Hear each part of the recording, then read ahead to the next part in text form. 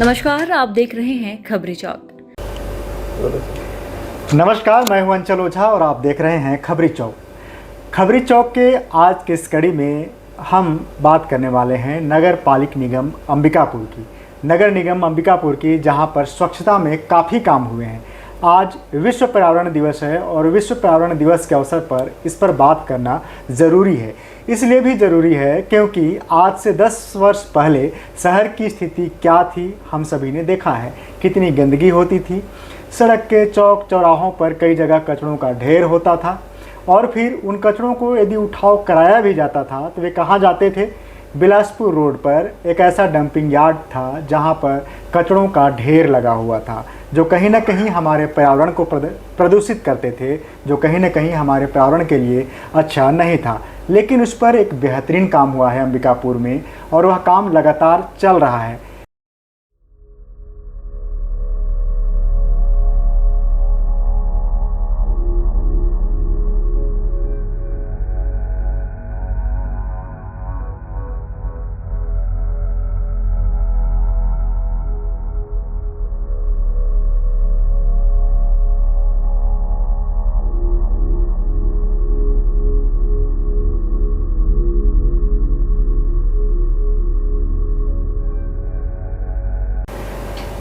नगर निगम अंबिकापुर ने स्वच्छता में कई अवार्ड जीते हैं। नगर निगम अंबिकापुर में स्वच्छता को लेकर काफ़ी काम हुए हैं, लेकिन पिछले कुछ समयों से नगर निगम में कुछ खामियां भी स्वच्छता को लेकर है, जिस पर सुधार की गुंजाइश है। लेकिन अभी हम बात करने वाले हैं पिछले 10 सालों में जो काम हुआ, नगर निगम ने जो काम करके दिखाया, जिसको देश ने देखा। अंतर्राष्ट्रीय स्तर से भी लोग यहाँ पर कई दूसरे देशों से सीखने आए कि आखिरकार यहाँ पर क्या काम हो रहा है।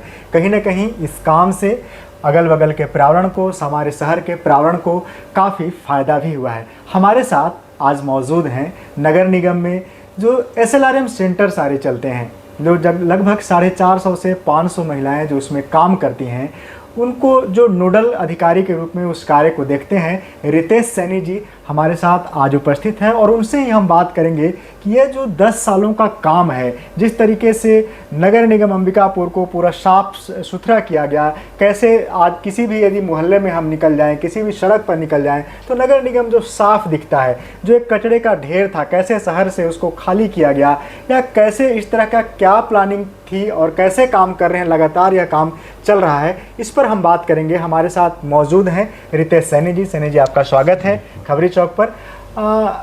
जो नगर निगम का यह काम है, नगर निगम ने जब शुरुआत किया था यह काम को, तो उस समय काफ़ी दिक्कतें भी आ रही थी, लेकिन यह काम बढ़ाया आगे और इसकी काफ़ी प्रशंसा भी हुई।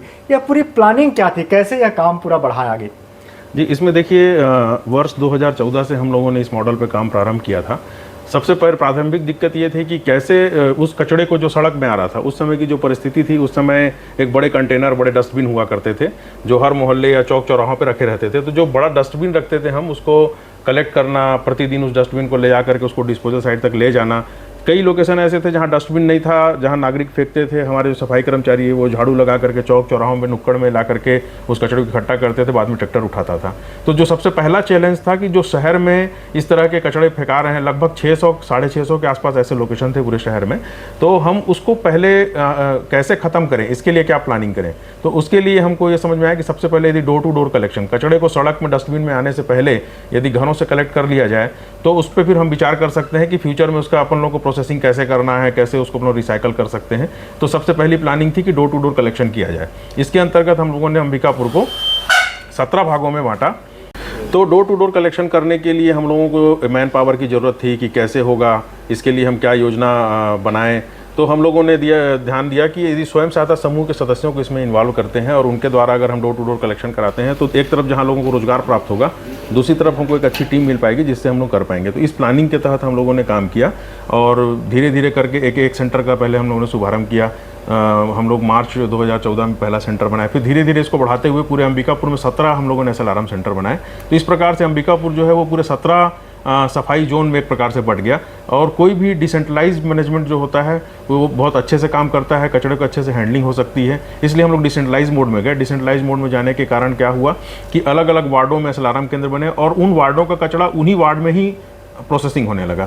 तो इस तरह से धीरे धीरे सड़कों से हम लोगों ने कचरा मुक्त किया और उसके बाद फिर 1 साल बाद ऐसी पोजीशन आई कि पूरे पब्लिक डस्टबिन जितने शहर में हुआ करते थे, लगभग 623 डस्टबिन थे, उन पूरे डस्टबिन को शहर से हटा दिया और लोगों के घरों से ही कचरा कलेक्ट करने लगे। तो इससे वो जो डस्टबिन के आसपास की जो गंदगी थी, खुले प्लाट में जो गंदगी आती थी, उसमें धीरे धीरे कमी आती गई। इस तरह से हम लोग इस पर कार्य कर रहे हैं।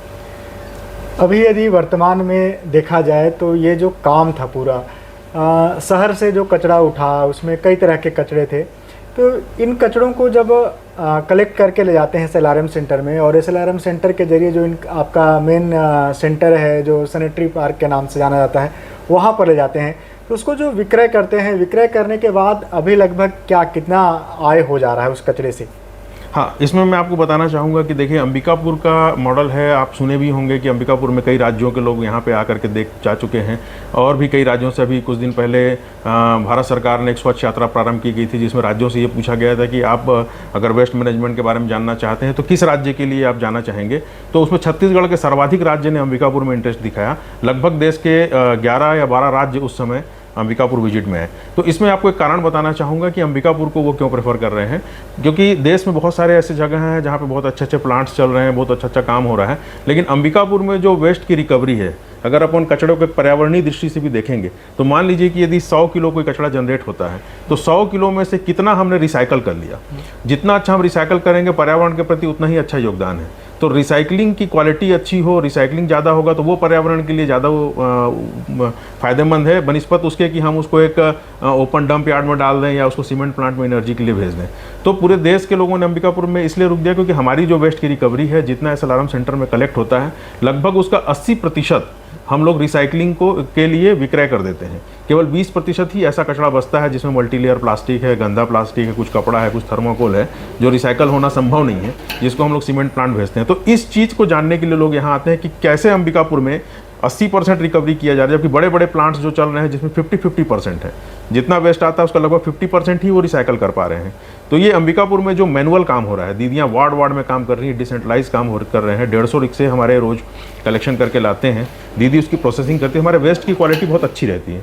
तो रिसाइकलर को जब हम भेजते हैं तो उसके रेट्स भी अच्छे मिलते हैं और वो रिसाइकलिंग करने में भी बहुत आसान होता है। वर्तमान में अंबिकापुर में जो हम लोग 20,000 रुपये महीने से कचरा विक्रय शुरू किए थे 2014 में, आज 11 से 12 लाख रुपये प्रति माह कचरा दीदी कचरा बेचकर आय प्राप्त कर रही हैं।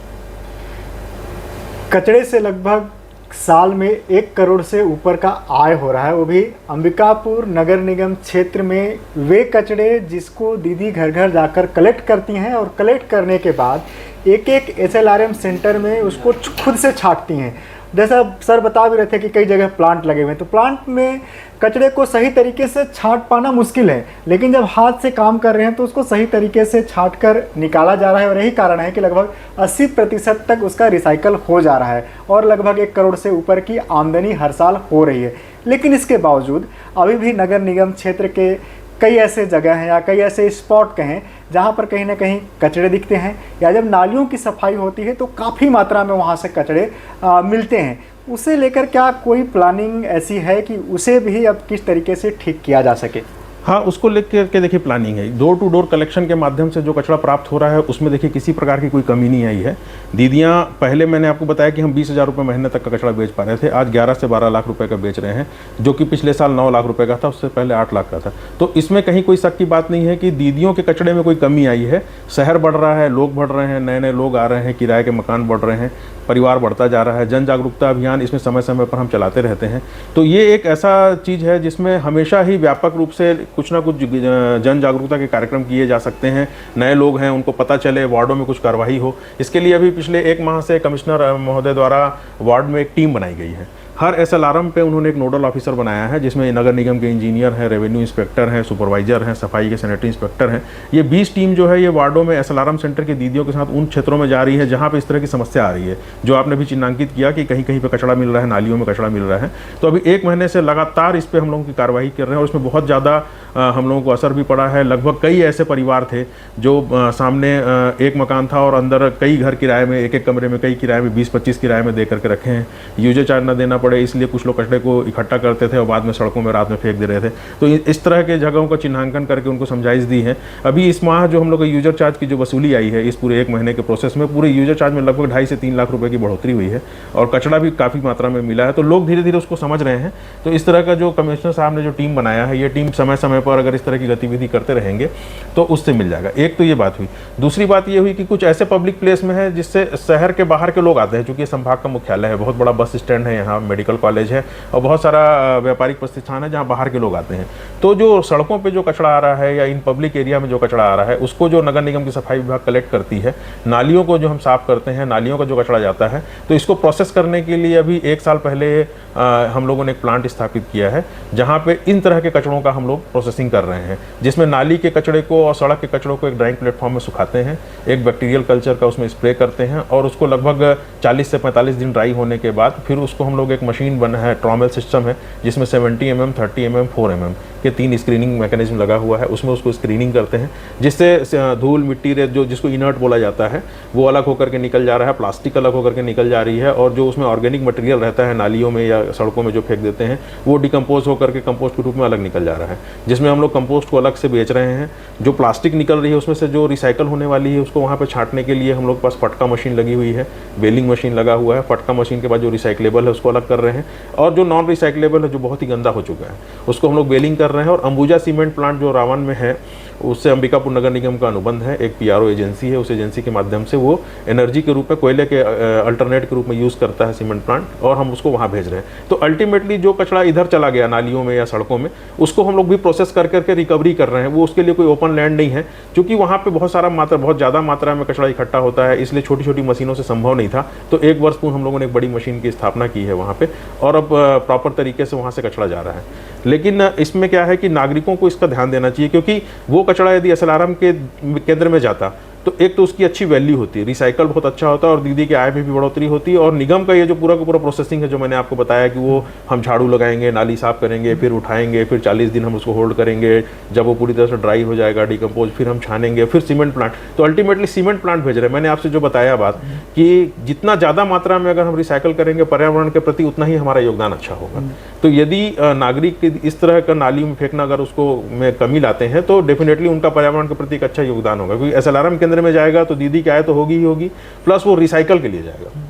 अभी हम लोग इस तरह के गंदे प्लास्टिक को सीमेंट प्लांट भेज रहे हैं। जैसा कि कई अलग अलग देशों के भी लोग यहाँ पर आए हैं जानकारी लेने की स्वच्छता का जो मॉडल है क्या है। कई राज्यों के लोग आते हैं, आप लोग भी बाहर जाते हैं और वहाँ पर लोगों को ट्रेनिंग देते हैं, बताते हैं, कई जगह प्रेजेंटेशन देते हैं, अवार्ड वगैरह के लिए जाते हैं तो वहाँ भी बताते हैं। तो ये जो कचरे का पूरा प्रोसेस है जो 10 से 11 सालों से चल रहा है, इसको लेकर क्या कभी ऐसा कोई आंकड़ा या कभी कोई ऐसा रिकॉर्ड कुछ ऐसा आया कि पर्यावरण को इससे पहले कितना प्रभावित था और अभी इस काम के बाद पर्यावरण में कितना सुधार है? कोई ऐसा है क्या रिकॉर्ड या कुछ?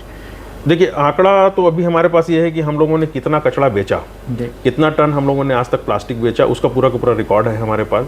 कितना टन हम लोग खाद आप भेज चुके हैं। अगर मैं आपसे एक सामान्य बात करूं, 1 साल पहले की मेरे पास स्टडी थी, इस साल का तो अभी हम लोग अभी इलेक्शन कार्य में व्यस्त, तो अभी डेटा उसका बना नहीं पाए, बनाएंगे। तो 1 साल पहले की स्थिति में लगभग 18,000 मेट्रिक टन प्लास्टिक कचरा जो हम बेच करके दीदियों को आए। अब जैसे कि मैंने आपको बताया कि लगभग 1 करोड़ 20 लाख के आसपास का वार्षिक आमदनी इन लोगों को कचरे के विक्रय से है। तो 1 साल का जो बता रहा हूँ कि 18,000 मेट्रिक टन जो प्लास्टिक हम लोगों ने बेचा और बेच करके वो रिसाइकल होकर पुनः उत्पाद के रूप में वापस आया, जिसको सर्कुलर इकोनॉमी हम लोग बोलते हैं। यदि ये 18,000 हम नहीं कलेक्ट किए होते तो इन 18,000 प्लास्टिक को डेफिनेटली किसी न किसी प्लॉट पे हम लोग डाल करके फेंक दे। एक तो जितना उसको उठा करके वहाँ तक पहुँचाने में जो डीजल के जलने से जो प्रदूषण होता, जो ट्रैक्टर्स और जो ट्रक्स लगते वो उतना दूर परिवहन करता, वहाँ फेंकता। खुले में प्लास्टिक पड़ा रहता तो उसमें जो ज़मीन है, जहाँ जिस ज़मीन पे है वहाँ पे ग्राउंड वाटर को पॉल्यूशन करने का काम करता, वो आग लगता वहाँ पे, तो एयर को पॉल्यूशन करने का काम करता। तो अगर आप इस पर्यावरणीय आंकड़े में जाएंगे तो 18,000 मेट्रिक टन जो हम लोग विगत वर्ष में किए, तो वो एक आंकड़ा हमारे पास है कि इतना हम जो सेल कर रहे हैं। और वो आंकड़ा एक तो पैसे के रूप में कन्वर्ट होकर के दीदियों के आजीविका का साधन तो बना ही बना, साथ में वो रिसाइकल होकर के दोबारा उत्पाद उसका मार्केट में आया। तो वो भी पर्यावरण का एक बहुत अच्छा कंट्रीब्यूशन होता है। जब किसी चीज़ को रिसाइकल किया जाता है तो उसमें कम खर्च आता है, कम प्रदूषण होता है। और नया प्लास्टिक यदि बनाना पड़ता है कंपनी को तो उसमें बहुत ज़्यादा प्रदूषण होता है और बहुत ज़्यादा वो महंगा पड़ता है। कहीं ना कहीं प्लास्टिक को लेकर यह माना जाता है कि पर्यावरण की दृष्टि से काफ़ी पर्यावरण को प्रभावित करता है और जहरीला भी है। और जिस तरीके से प्लास्टिक के साथ साथ कई अन्य ऐसे मटेरियल पर नगर निगम अंबिकापुर ने काम किया है और उसे आय भी अर्जित किया है, और इसके साथ ही साथ जैसा सर बता रहे थे कि 80% से अधिक कचरे को हम लोगों ने रिसाइकल किया है। तो एक बड़ी बात है कि पर्यावरण को सही तरीके से रखने में, पर्यावरण को स्वस्थ रखने में एक बड़ा योगदान अंबिकापुर नगर निगम का है। अब यदि बात की जाए अंबिकापुर नगर निगम की आगे, तो स्वच्छता के जो सर्वेक्षण या स्वच्छता के जो पैमाने हैं लगातार बदलते जा रहे हैं, उसमें कई अलग अलग चीज़ें जुड़ती चली जा रही हैं। जैसे अभी शौचालय को लेकर भी कुछ उसमें आया हुआ है कि शौचालयों में सफाई कितने वर्षों में होती है और किस तरीके के शौचालयों का मॉडल जो है वो क्या है। इसके साथ साथ उसको हरियाली को लेकर भी उसमें कुछ है कि हरियाली कितनी है। तो इन सब चीज़ों को लेकर भी क्या कुछ आगे प्लानिंग है कि स्वच्छता का जो सर्वेक्षण होगा, आगे के जो मापदंड हैं उसको तय करने के लिए क्या क्या काम करेंगे आगे? देखिए, स्वच्छ सर्वेक्षण जो 2017 से चालू हुआ था, सबसे पहले जब स्वच्छ सर्वेक्षण चालू हुआ था तो उसमें केवल सॉलिड वेस्ट मैनेजमेंट की बात थी कि डोर टू डोर कलेक्शन कैसे हो रहा है, जो वेस्ट कलेक्ट हो रहा है उसकी प्रोसेसिंग की आपके पास क्या व्यवस्था है और आप कितना प्रोसेस कर पा रहे हैं, कितना आप बेच रहे हैं, सारे रिकॉर्ड का एनालिसिस होता था और उस रिकॉर्ड के बेस पे सर्वेक्षण के रिजल्ट आते थे। जैसे कि मैंने आपको अंबिकापुर में बताया कि SLRM सेंटर के काम में किसी प्रकार की कोई कमी नहीं हुई है, उनके आय में किसी प्रकार की कोई कमी नहीं हुई है, बढ़ोतरी हुई है। शहर बढ़ रहा है, धीरे धीरे कुछ समस्या आ रही है, हमको उनमें संसाधन भी बढ़ाते जा रहे हैं धीरे धीरे। जैसे अभी 25 रिक्शा खरीदे, 10 ई-रिक्शा खरीदे, तो संसाधन बढ़ा करके उसको तो व्यवस्थित कर लेंगे। किंतु भारत सरकार के द्वारा जो स्वच्छ सर्वेक्षण के पैरामीटर्स, उसमें बहुत सारी चीज़ों का समावेश करके सर्वेक्षण को एक बड़ा व्यापक रूप दे रहे हैं, जिससे पूरे एक नगरीय व्यवस्था जो है, उस पूरे नगरीय व्यवस्था की चीज़ें उसमें आए। जैसे विगत वर्ष में अंबिकापुर की रैंकिंग कम हुई, उसमें एक तो उन्होंने सीवरेज नेटवर्क का ऑप्शन डाला है कि जिन शहरों में सीवरेज नेटवर्क होगा उनको वाटर प्लस की कैटेगरी में देंगे। जो वाटर प्लस की कैटेगरी में आते हैं उनको 1200 नंबर बोनस मिलता है। क्योंकि अंबिकापुर एक पुराना शहर है और यहाँ पे सीवरेज नेटवर्क अभी है नहीं। यहाँ पे घरों में लोग सेप्टिक टैंक हैं और सेप्टिक टैंक के मल, जो हम मल को कलेक्ट करते हैं, उसको प्रोसेस करने के लिए हमारे पास प्लांट भी है, किंतु सीवरेज नेटवर्क ना होने के कारण हमारे कुछ मार्क्स कम हुए।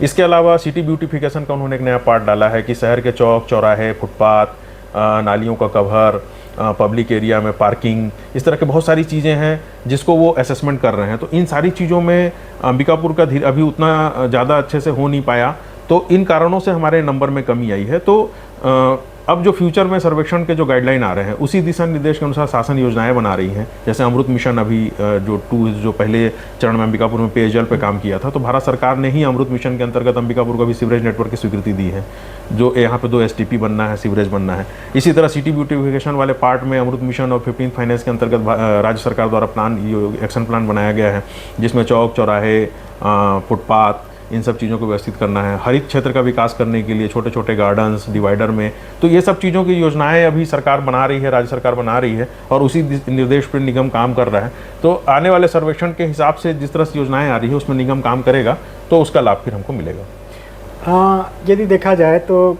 जो कचरा आप लोग कलेक्शन कर रहे हैं, कचरे को लेकर भी और कई जगह पर पेयजल को लेकर भी या पानी की सफाई को लेकर भी कुछ ट्रीटमेंट प्लांट वगैरह लगे थे, कुछ अलग तरह का काम आप लोगों ने करने का कोशिश किया था। तो क्या ऐसे कुछ नए नए काम भी कर रहे हैं? हाँ, देखिए, हम लोग ने एक छोटा सा प्रयोग किया था कि मरीन ड्राइव तालाब में आप पहले की स्थिति देखे होंगे, बहुत पहले जब मरीन ड्राइव पूरा हरा रहा करता था, ऐसा लगता था कोई ग्राउंड है, उसमें पानी नहीं है। तो उस समस्या का कारण जानने की कोशिश किया तो उसमें समझ में आया कि कई एरिया की नालियाँ उससे जुड़ी हुई हैं और वो नालियों के माध्यम से जो कचरा, जो पानी वहाँ जा रहा है, तो उसके कारण उसमें वो जो वाटर हाइसिंथ बोला जाता है वो ज़्यादा बढ़ जाता था और हमेशा ही मरीन ड्राइव एक हरा जैसा रहता था। तो उसमें हम लोग एक नेचुरल ट्रीटमेंट का जो मैकेनिज्म है, जो CPHEO भारत सरकार द्वारा गाइडलाइन भी जारी हुई है और प्राकृतिक पद्धति से जो पानी का उपचार हो सकता है, तो वहाँ पे हम लोगों ने कंस्ट्रक्टेड वेटलैंड बनाया, वेटलैंड बना करके ग्रेवल फिल्टर बनाया, ग्रेवल फिल्टर बना करके और फिर उस नाली के पानी को हम लोग तालाब में डाल रहे हैं।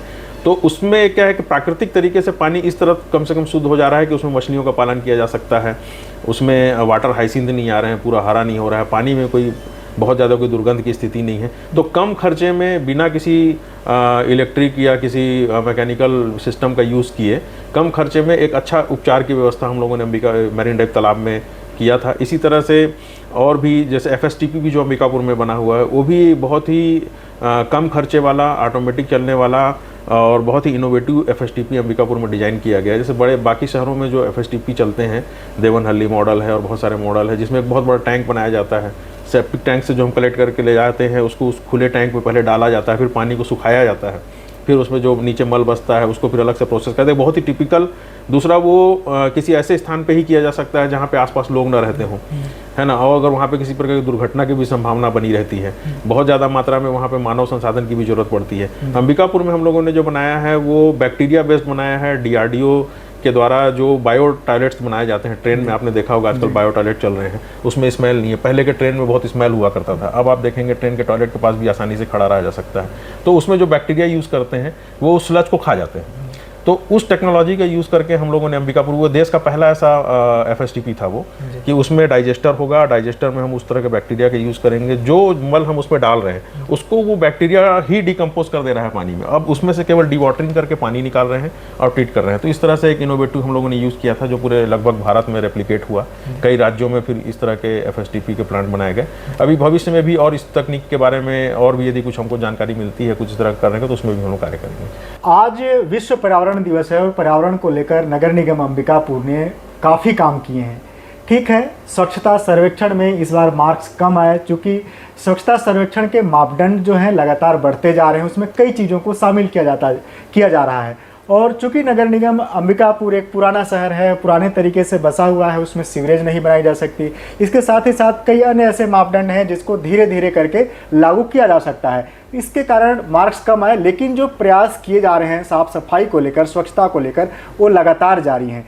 और इसी नगर निगम अंबिकापुर में एक और काम हुआ है, जो अभी मैं कुछ देर पहले ही बात कर रहा था सर से आने के बाद, कि क्या मिशन लाइफ के ऊपर कुछ काम हो रहा है क्या। मिशन लाइफ भी जो है कहीं ना कहीं इस पर्यावरण को के प्रदूषण से बचाने को लेकर है, पर्यावरण को सही तरीके से रखने को लेकर है, और पर्यावरण के साथ साथ व्यक्ति का जीवन कैसा होना चाहिए, कैसे वो इस तरीके के चीज़ों को, जैविक चीज़ों को या इस तरीके के चीज़ों को इस्तेमाल करे जिससे कि अधिक से अधिक ऐसे जैसे प्लास्टिक का उपयोग है, या फिर प्लास्टिक बोतल का जो हम लोग उपयोग करते हैं, फिर कई ऐसी सारी चीज़ें हैं जो छोटी छोटी चीज़ें हैं जो कि कहीं ना कहीं हमें प्रभावित करती हैं। ऐसे चीज़ों से कैसे बचा जा सके, इसमें मिशन लाइफ में बहुत छोटी छोटी चीज़ें बताई गई है, जिसका यदि उपयोग करें हम तो काफ़ी कुछ को सुधार सकते हैं और पर्यावरण को हम बचा सकते हैं। तो मिशन लाइफ में भी अंबिकापुर नगर निगम में काफ़ी काम किया हुआ है। तो मैं जानना चाहूँगा कि मिशन लाइफ में जो आप लोग काम किया उसका क्या रिएक्शन रहा नगर निगम अंबिकापुर में। देखिए, मिशन लाइफ के अंतर्गत भारत सरकार से पिछले वर्ष जून में हम लोग को एक दिशा निर्देश प्राप्त हुआ था, कि जिसमें हम लोग को रिड्यूज रीयूज रिसाइकल, तो उसमें उन्होंने जो थीम दिया था मेरी लाइफ मेरा स्वच्छ शहर। क्योंकि नगर निगम स्वच्छता पे कार्य करता है, वेस्ट मैनेजमेंट पे कार्य करता है, तो मेरी लाइफ में हम ऐसे कंपोनेंट को लें कि स्वच्छता और पर्यावरण के लिए कुछ उसमें हो। तो इसमें हम लोगों ने अंबिकापुर में एक RRR करके कैंपेन किया था, रिड्यूज रीयूज रिसाइकल। इसमें बहुत सारे वार्डों में वार्ड सभा भी किए थे, और आप घड़ी चौक के पास एक नेकी का दीवार है, उसके बगल में गोधन एम्पोरियम है, वहाँ पर हम लोग RRR सेंटर भी बनाए थे। वार्डों में जा करके ही स्वच्छता दीदियाँ लोगों को बोलती थी कि इसमें आपको अपने ऐसे सामान को दीजिए जो वर्तमान में आपके उपयोग की नहीं है, लेकिन वो किसी और के उपयोग में आ सकती है। जैसे कई लोगों के घरों से फिर हम लोगों को मिक्सर ग्राइंडर मिला, कुछ लोगों ने फ्रिज दिया, कुछ लोगों ने किताबें दी, कुछ लोगों ने कपड़ा दिया जो बहुत अच्छा फ्रेश क्वालिटी का था। जैसे किताब है वो किसी और बच्चे के काम आ सकता है। तो इस तरह से जो पुराने सामानों का आदान प्रदान की एक प्रक्रिया थी जो लगभग बंद हो चुकी। पहले ये होता था, पहले के समय में यही होता था कि जो मोहल्ले के सीनियर बच्चे होते थे वो अपने एग्जाम पास करने के बाद अपने मोहल्ले किसी जूनियर को किताब दे देते थे, नए किताब खरीदने की जरूरत नहीं पड़ती थी। इसी तरह से बहुत सारे ऐसे सामान होता था कि आज मेरे यहाँ अब इसकी जरूरत नहीं है, मेरे यहाँ बच्चा बड़ा हो गया है, जो खिलौना है झूला दूसरे को दे दे। आजकल लोग इस तरह का लेना पसंद नहीं करते हैं, लेकिन फिर भी शहर में ऐसे कई ज़रूरतमंद लोग हैं जो उन चीज़ों को उपयोग नहीं कर पा रहे हैं। तो इस तरह से हम लोगों ने एक जन जागरूकता का प्रयास किया था। इसमें बहुत अच्छा उस समय हम लोगों को गतिविधि मिली थी, लगभग 10 से 15 दिन का गतिविधि था। आप यकीन नहीं करेंगे, उसमें 2 रेफ्रिजरेटर आया, 8-10 मिक्सर ग्राइंडर आए, बच्चों के बहुत सारे खिलौने आए, बच्चों की साइकिल बाइक्स आई, जिसको लेने भी लोग बहुत आ रहे थे, उनको पता था कि यहाँ पे मिलता है। तो इस तरह से वो मतलब किसी के लिए अनुपयोगी था और किसी के लिए बहुत ज़्यादा उपयोगी था। उनके बच्चे उसको पा करके खुश हो गए, कुछ बच्चे किताब कापी पा करके खुश हो गए। तो इस तरह से जो आदान प्रदान की प्रक्रिया है, इस पर अंबिकापुर में मिशन लाइफ में हम लोगों ने काम किया था। आज विश्व पर्यावरण दिवस है और पर्यावरण दिवस के अवसर पर मैं केवल इतना ही बोलना चाहूँगा कि केवल नगर निगम अंबिकापुर या SLRM सेंटर की स्वच्छता दीदियों का ही यह काम नहीं है कि वे हमारे शहर को साफ सुथरा रखें, हमारे शहर के पर्यावरण को सुंदर और स्वस्थ बनाएं। यह जिम्मेदारी हर एक नागरिक की है। जब हम घर से बाजार में सब्जी लेने निकलते हैं तो घर से एक थैला लेकर निकलें। यह नहीं कि हम प्लास्टिक अपने घरों में इकट्ठा करें और उस प्लास्टिक को फिर नाली में फेंकें या फिर उसको कहीं कचरे वाली दीदी को दें या फिर कहीं और उसका इस्तेमाल करें, या फिर ऐसी छोटी छोटी चीज़ें, क्या हम ऐसे छोटे छोटे प्रयास से अपने पर्यावरण को सुरक्षित रख सकते हैं?